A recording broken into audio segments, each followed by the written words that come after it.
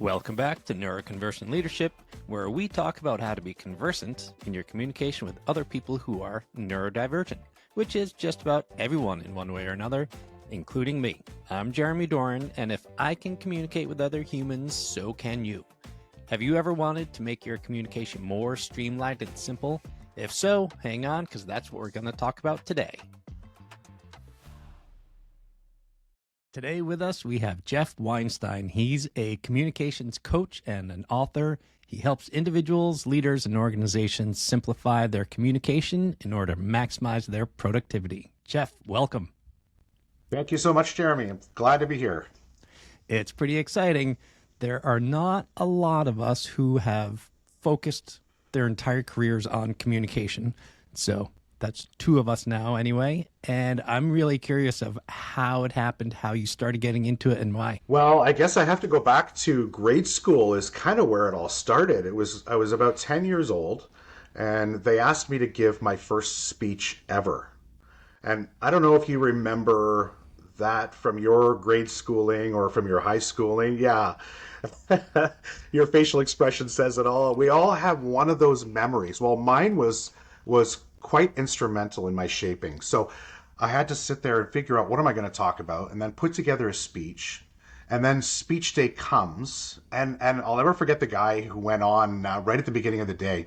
His name was Peter and he walks up to the front of the room and he puts his hands down on the desk. I don't know if you know authority signals, but one of them is you put your hands down and you steeple your fingers and it's a total sign of authority. And I didn't know that at the time, of course, but he puts his hands down on the desk and he looks around the room, slowly meets eyes with all of us. And he says, "The Loch Ness Monster, fact or fiction?" And he's still looking around the room. It just blew me away. This kid was just a natural, it seemed like to me. And he went through this amazing speech about the Loch Ness Monster. And of course, back at the time, this was the 80s, right? And this was a big topic on everybody's mind. So really good speech. Now, this particular speech stood out to me because I had to go on after Peter. And I'm just sitting there as I'm listening to him. I'm sinking deeper and deeper into my chair, thinking to myself, oh man, I didn't do any of the stuff that he did here. I didn't prepare. I didn't memorize. I don't even really have a good script to read out. And of course it was a disaster. I just blew it. And that was a foundational moment for me in my confidence level, right? Where here I am, I'm vulnerable now. I stand up in front of this group of 30 kids. I look like an idiot and I was embarrassed, And so those kinds of emotions, when we communicate, when we're vulnerable, really stick with us in a powerful way. And you've heard the statistics, I'm sure, about the fear of public speaking being, one of the number one fears in life. And now that's an old study, of course, but the point is clear that we are afraid of being vulnerable in that way, communicating. And so that stuck with me all through high school. And until I was about 18, my sister asked me to give a speech at her wedding. And that was the point when I kind of figured out, hey, this can be fun. I had a microphone in my hand for the first time and I started to enjoy it. And I realized, yeah, this doesn't have to be scary.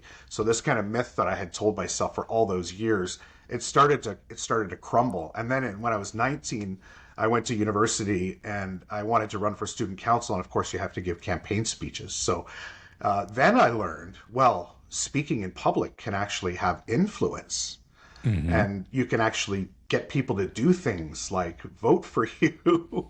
and so that was another moment in my reckoning of communication where it's not just fun, but can also be powerful, a place to be in front of a group of people. And so that was kind of how it started for me, was back then. Now, my jobs, I started off in hospitality. I was managing restaurants, working in hotels, and I built my kind of day-to-day communication skills. But it wasn't until I arrived in my last major job, which was at a big bank, and I was a manager of communications there after a little bit of time. Yeah. And so I really discovered then that was my passion, was communication. So that's kind of how I got to this point. Now, in 2006, I left the bank after about 10 years and started my own practice. And that's what I do now, is I coach people on their communications. After all those years of kind of reckoning and figuring out where I stood on it and how it worked, I went out and did it on my own. Yeah, life is quite a journey. It's pretty interesting. I was always a math and science kid, and I hated when they made us get up in front of the class and speak, and I would just read from my cue cards. But then I had a Yeah. history teacher who made us do it every other week. And so I had a report to hand in and a presentation to give every other week. Wow. And I eventually got to liking it. And so much of it is repetition. And Mm. that ended up being the thing that made me get a good grade in that class because I didn't like the class otherwise. But the speaking was something that I could control and do well. And it got me a good grade in history. So, Right. Interesting. And look at you now. Now you run this podcast and you yeah, speak, now I you talk all the know? time. Yeah. It's funny. Amazing. And I think you're right. There's something to what you said there about repetition. Hmm. And you look at some people from history who are the so-called great speakers, and you think they're natural, they're charismatic, they're at ease, and you go back and you look through their history and you read the stories of the origin stories. Their stories are more like mine, they're more like yours, where you start off and you're not good at it. Like Martin Luther King's speech that we all know so well. That wasn't the original version of that talk. He gave that talk a number of times before he actually delivered the version that we know so well. And so I think there is something to that repetition and getting comfortable with communicating that you develop, I guess, a taste for it and a liking for what it can accomplish in your space. So many people don't realize how much practice it actually takes and how many iterations of a good talk you have to go through to make it a great talk. That's right. I agree. So you were in charge of communications at that large bank, and now you coach people on communication. Is that public speaking? Is it interpersonal? Is it both? What do you do? Yeah, so when I worked for the bank, I was in a place called the mid office, which is somewhere between the kind of the salespeople, the customer people, and the back office, which does all of the technical stuff. So that's where you have all the technology groups and the finance groups and the compliance and regulatory groups. And so I was in the mid office, and so my job, interestingly, this is kind of how it connects to your show, is that there are a whole bunch of people sitting in the back office who have to communicate very technical things to the front office, to the customers. And our role was really to translate some of that technical stuff so that it was understandable and easy for people to understand. So that was kind of my role at the bank. And then when I went out on my own, I kind of carried that slant with me. So I still today focus on those types of groups. I actually call them factor teams. So finance, audit, compliance, technology, operations, and risk.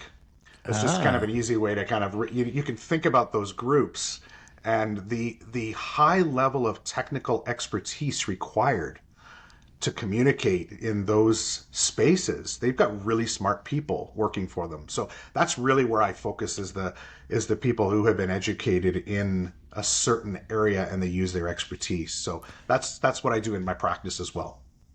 why do you think that they need a translator? Someone like you, is it something that they could learn to do, or is a translator going to be needed most of the time? Yeah, absolutely. They can learn how to do it, and anybody can learn how to do it, just like you in your history story, through that repetition. But it's not just repetition, it's also understanding that there are some principles of how to communicate effectively.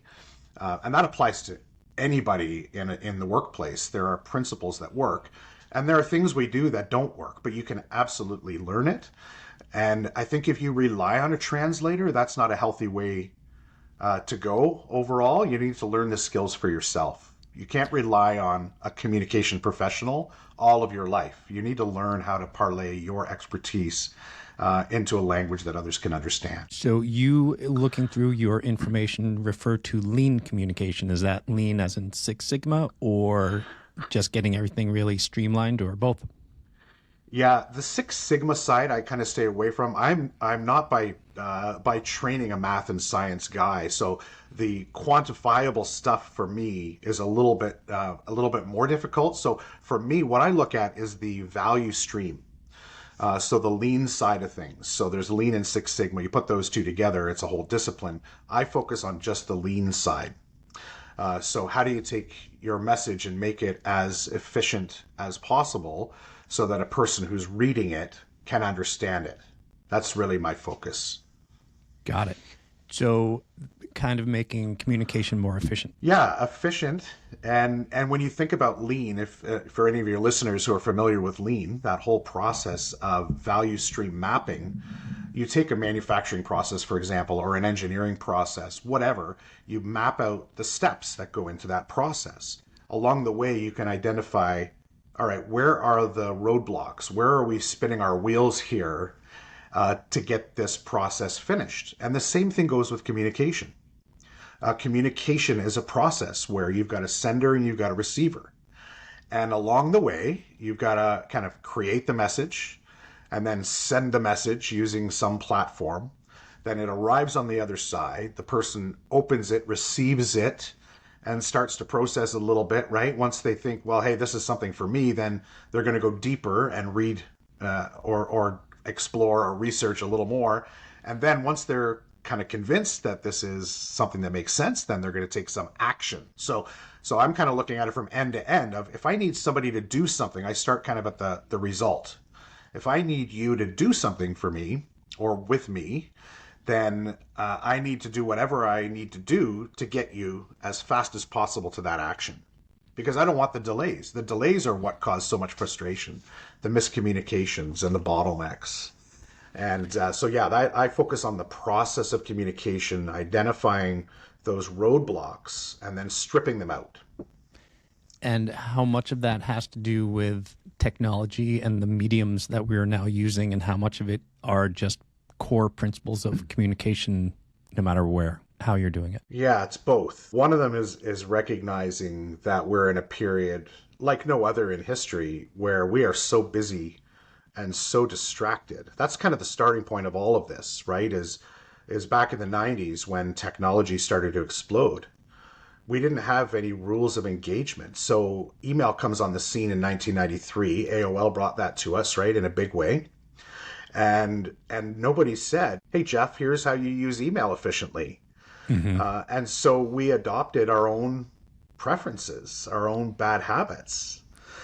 And I'll never forget, I had a manager back then. This is when I was working at the bank in the late 90s. And he said, I don't even want to bring email in here because it's going to be a big black hole. It's gonna kill our productivity. It was a bit of a prognosticator. He knew what was coming, and he was so right. And email became, just talking about technology, email was just one of those things that killed our productivity, because you got all these people doing whatever they want. It's a free for all, and nobody knows the rules. Nobody has a common set of guidelines on how to use this tool. And so when you then take it back to lean, email is anything but lean. Email is full of waste that needs to be stripped out. So that's one example.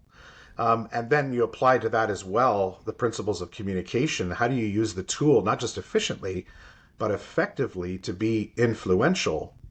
That's a skill that many people who have been trained in a technical area, many people, they didn't learn sort of the humanities side of how do you then use your communication as a device of influence? And that's the other piece of it, right? Is so good communication practice, technology, good practice, but then also using it as a tool of influence.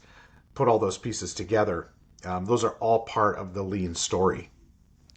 That's great. I talk to people about choosing their medium carefully all the time, because email feels so efficient because you just tap a few keys and hit send and you're done. Yeah.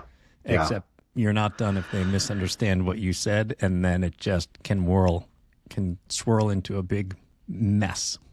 Oh, absolutely. And email overload is one of the biggest issues that I help my clients with. I had a guy who was a president of a division at a bank, and his operations manager. So it was the two of them. They said, Geoff, you got to come in. We got to talk about email.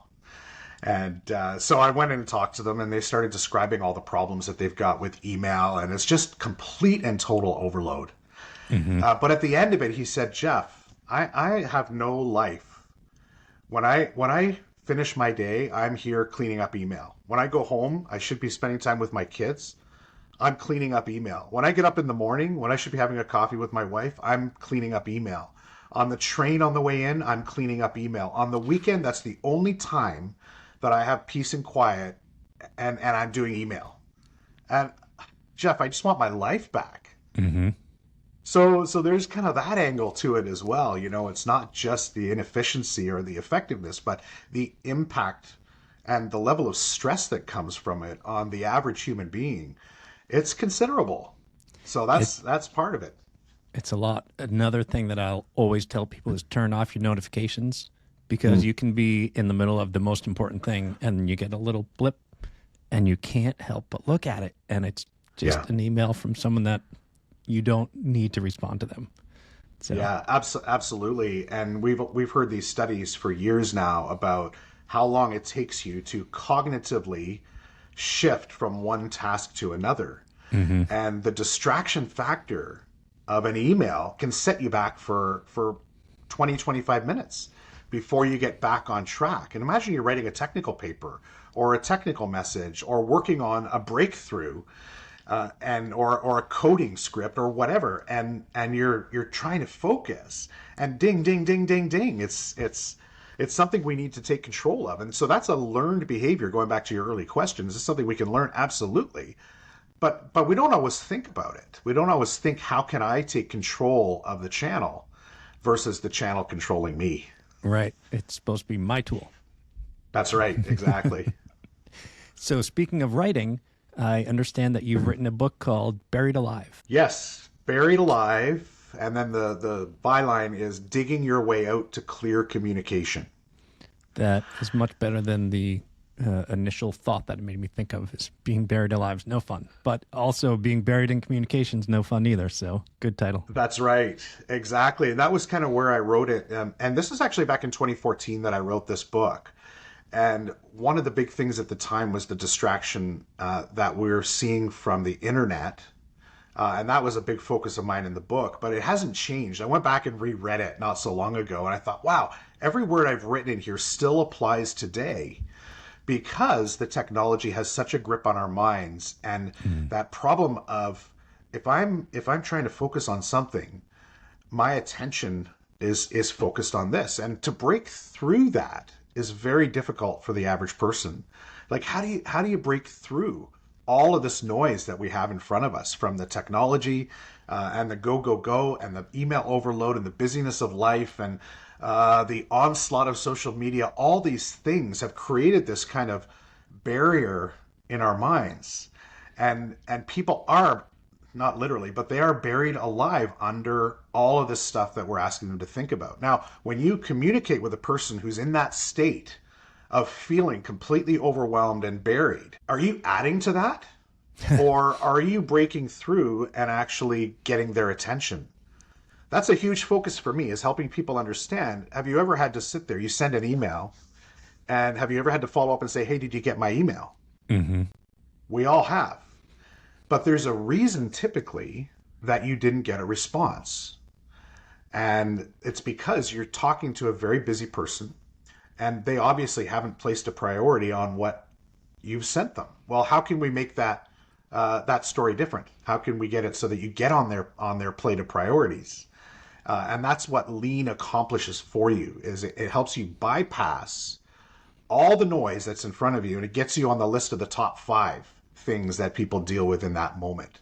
Now, whether or not you get the answer that you want isn't the point. You may get the answer you want, you may not, but at least the conversation continues, and then they join in and they respond and say, hey, I need a bit more information, or hey, what about this, what about that? But at least they're engaged.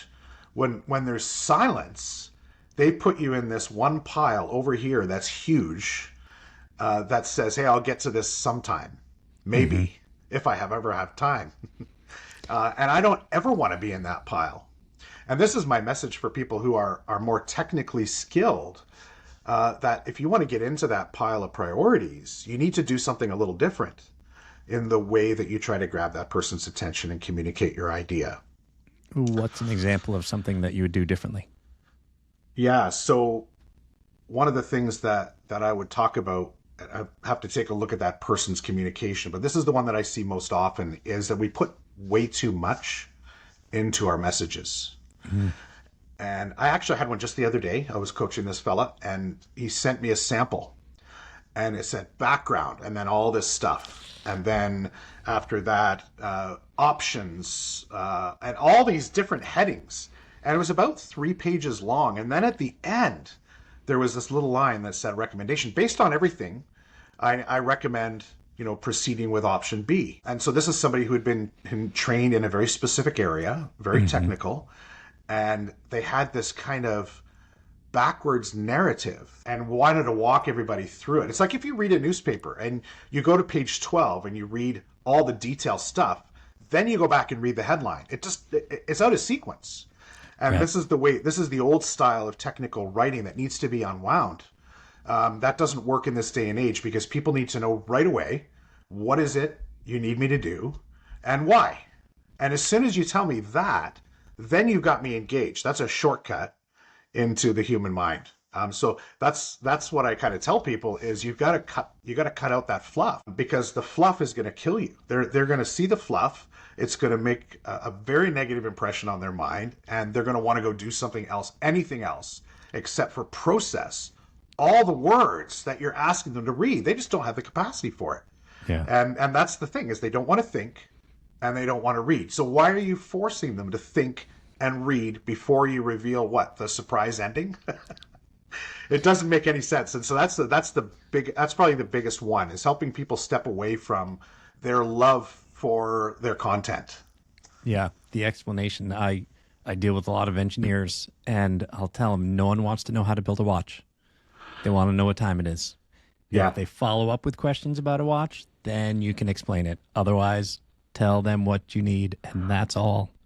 Yep, that's right. So interesting. You mentioned technology, and I'm curious of your thoughts about AI and Chat GPT and all those things, and how those are affecting communication now and how you think they will going forward. Yeah. Oh man, where do you begin? And so this is a revolving door right now. I think there's so many aspects to it, and I've been using AI in my practice as well. Mainly as a thought partner, so a brainstorming partner, a thought partner in the creation of content. So when you're thinking about what you're going to communicate, one of the biggest problems my clients tend to face is I don't even know how to get started. I don't know how to organize my thoughts. I don't even know, how do I come up with all the different things that I want to talk about? And AI can be very helpful for that, right? For saying, hey, show me what it might look like if I were writing an influential letter to propose a new piece of code for our software. What would that look like? Because I just want to get in and talk about my code. I want to talk about the architecture. I want to talk about all these different things. But tell me what it might look like if I were to write an influential note trying to persuade my boss to push forward with this new code.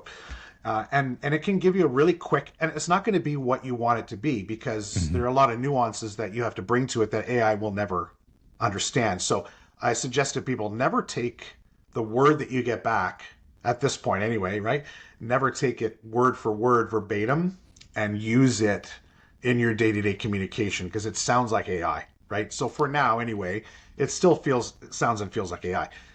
But what it can do is it can help you and shortcut the process of thinking and creating when communicating. It will give you a bit of a structure. It will give you buckets and categories of information to talk about, and it will shortcut the process for you. So that for me is a big one, as well as presentations. You can do all sorts of fun stuff now creating presentations, which is another huge pain point for people, is how much time they spend and waste.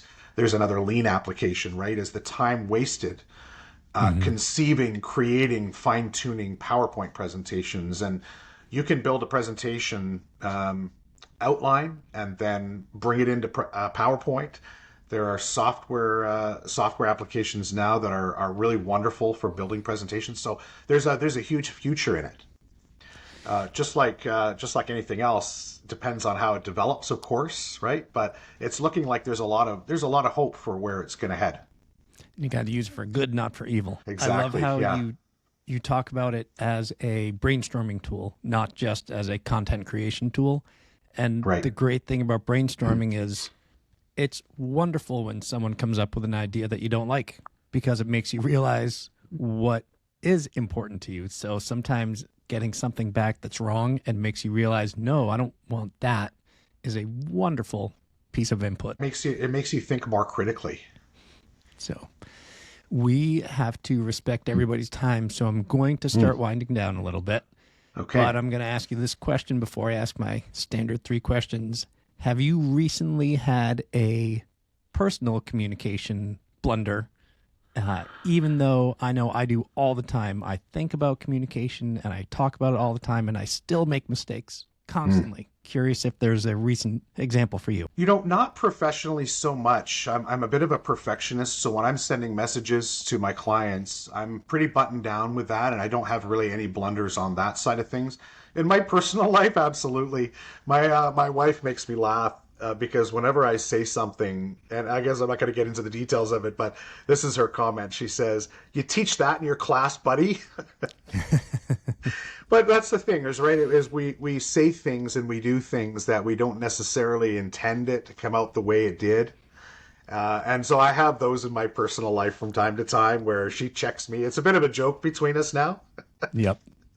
But you're right. I think we all have those moments where, like, oh man, that could have gone a lot better than it did. And usually that's in my personal life is where that happens. Yeah. The good thing is that because I do it, I normally recognize it and I'm able to just address it. I'm like, oop, that didn't come out the way I meant it to. And then it can be fixed. Yeah, absolutely. All right. So the 3 standard questions, the first one, part A and B, a place that you have gone and love and a place you have not yet been but want to go. Okay, a place that I've been and I love is Guatemala. I've been involved with a nonprofit for, probably 13, 14 years now. And one of the places they work is in the hills of Guatemala.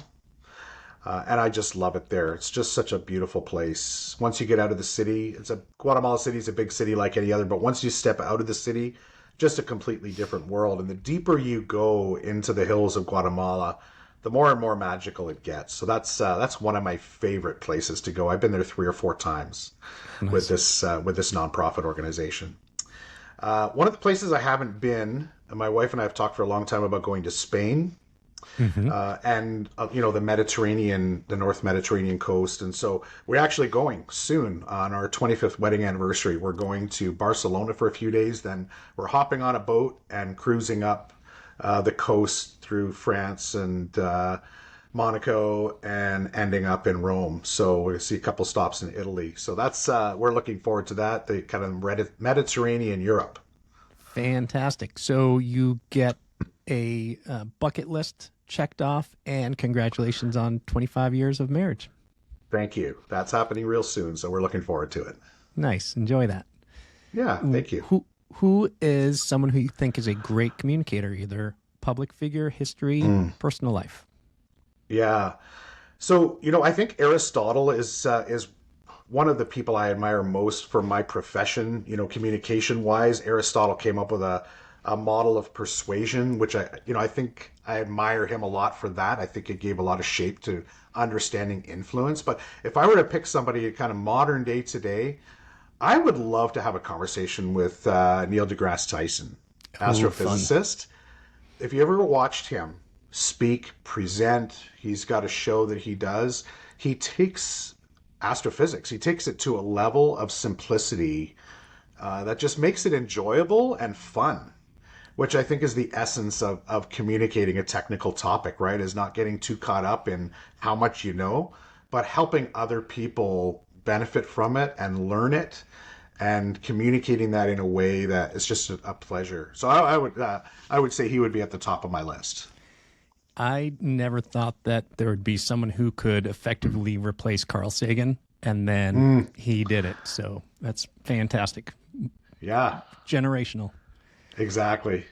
The last question is, what is one piece of communication advice that everyone can benefit from? Oh, I think I said it earlier, but cut the fluff is kind of my mantra. If you recognize that people today are busier and more distracted than ever, and you acknowledge that they don't want to think and they don't want to read, that gives us a real impetus to cut out the stuff that people don't care about, the stuff that we love so much and that we hold on to as near and dear to our heart. And I would say you have to cut that fluff. And sometimes that's phrased as dumb it down. And I hate that expression because I hate taking really good technical, valuable knowledge and thinking, well, now I have to make this dumb now because what, people are too lazy. And I hate that way of thinking. And so instead of saying dumb it down, I say clear it up. And all you have to do to clear it up is cut the fluff and focus on the things that are really the most important. So that would be my advice. I agree. I do not like dumb it down, but haven't come up with a great alternative. I normally go with boil it down to just boil it down. That's a good one.